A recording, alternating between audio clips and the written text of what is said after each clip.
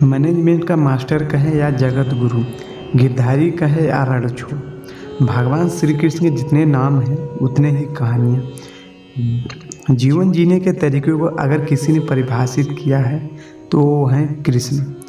कर्म से होकर परमात्मा तक जाने वाले मार्ग को उन्हीं ने बताया है। संसार से वैराग को सिरे से नकारा है। कर्म का कोई विकल्प नहीं, यह सिद्ध किया है। कृष्ण कहते हैं, मैं हर हाल में आता हूँ, जब पाप और अत्याचार का अंधकार होता है तब भी, और जब प्रेम और अंधकार का उजाला होता है तब भी। दोनों ही परिस्थितियों में मेरा आना निश्चित है। कृष्ण का जीवन ऐसी ही बातों से भरा पड़ा है। जरूरत है नजरिया की। उनका जीवन आपके लिए माइथोलॉजी का एक हिस्सा मात्र भी हो सकता है और आपका पूरा जीवन बदल कर रख देने वाला ज्ञान भी हो सकता है। आवश्यकता है हमारी, हम उनके जीवन से लेना क्या चाहते हैं। कृष्ण मात्र कथाओं में पढ़ा या सुना जाने वाला पात्र नहीं है, वो चरित्र और व्यवहार में उतारे जाने वाले देवता हैं। कृष्ण से सीखे कैसे जीवन को श्रेष्ठ बनाया जाए। शुरू से अंत तक जीवन संघर्ष ही है। कारागृह में जन्मे कृष्ण पैदा होते ही रात में यमुना पार कर गोकुल ले जाया गया। तीसरे दिन पूतना मारने आ गए। यहाँ से शुरू हुआ संघर्ष। देह त्यागने से पहले द्वारिका डुबोने तक रहा। कृष्ण का जीवन कहता है, आप कोई भी हो, संसार में आए हो तो संघर्ष हमेशा रहेगा। मानव जीवन में आकर परमात्मा भी सांसारिक चुनौतियों से बच नहीं सकता। कृष्ण ने कभी किसी बात की शिकायत नहीं की, हर परिस्थितियों को जिया और जीता। कृष्ण कहते हैं, परिस्थितियों से भागो मत, उसके सामने डटकर खड़े हो जाओ, क्योंकि कर्म करना ही मानव जीवन का पहला कर्तव्य है। हम कर्मों से ही परेशानियों से जीत सकते हैं। शांति का मार्ग ही विकास का रास्ता है। कृष्ण ने महाभारत युद्ध से पहले शांति से संसार करने के लिए पांडवों और कौरवों के लिए मध्यस्थता की। हालांकि दोनों की पक्ष युद्ध लड़ने के लिए आतुर थे, लेकिन कृष्ण ने हमेशा चाहा कि कैसे भी युद्ध टल जाए। झगड़ों से कभी समस्याओं का समाधान नहीं होता। शांति के मार्ग पर चलकर ही हम समाज का रचनात्मक विकास कर सकते हैं।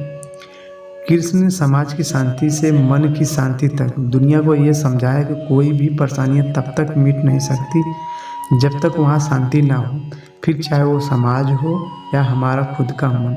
शांति से ही सुख मिल सकता है, साधनों से नहीं। हमेशा दूरगामी परिणाम सोचें। महाभारत में जुए की घटना के बाद पांडवों को वनवास हो गया। कृष्ण ने अर्जुन को समझाया कि यह समय भविष्य के लिए तैयारी करने का है। महादेव शिव, देवराज इंद्र और दुर्गा की तपस्या करने को कहा। कृष्ण जानते थे कि दुर्योधन को कितना भी समझाया जाए, वो पांडवों को कभी उनका राज्य नहीं लौटाएगा।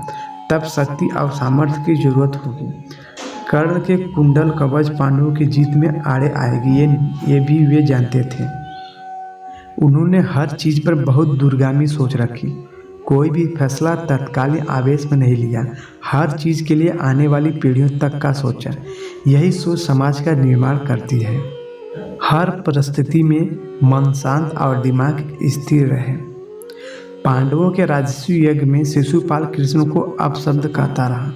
छोटा भाई था, लेकिन मर्यादाएं तोड़ दी। पूरी सभा चकित थी, कुछ क्रोधित भी थे, लेकिन कृष्ण शांत थे, मुस्कुरा रहे थे।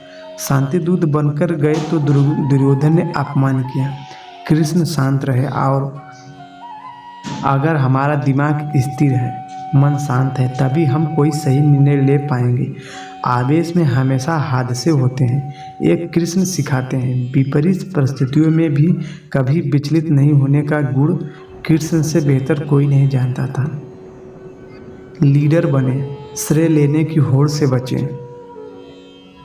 कृष्ण ने दुनिया भर के राजाओं को जीता था। जहाँ ऐसे राजाओं का अपराध था जो भ्रष्ट थे, जैसे जरासंध, लेकिन कभी किसी राजा का सिंहासन नहीं छीना। कृष्ण के पूरे जीवन में कभी ऐसा नहीं हुआ कि उन्होंने किसी राजा को मारकर उसका शासन खुद लिया हो। जरासंध को मारकर उसके बेटों को राजा बनाया, जो चरित्र का अच्छा था। सभी जगह ऐसे लोगों को बैठाया जो धर्म को जानते थे। कभी किंग नहीं बने, हमेशा किंग मेकर की भूमिका में रहे। महाभारत युद्ध में भी खुद हथियार नहीं उठाया, पूरा युद्ध कूटनीति से लड़ा। पांडवों को सलाह देते रहे, लेकिन जीतने का श्रेय भीम और अर्जुन को दिया।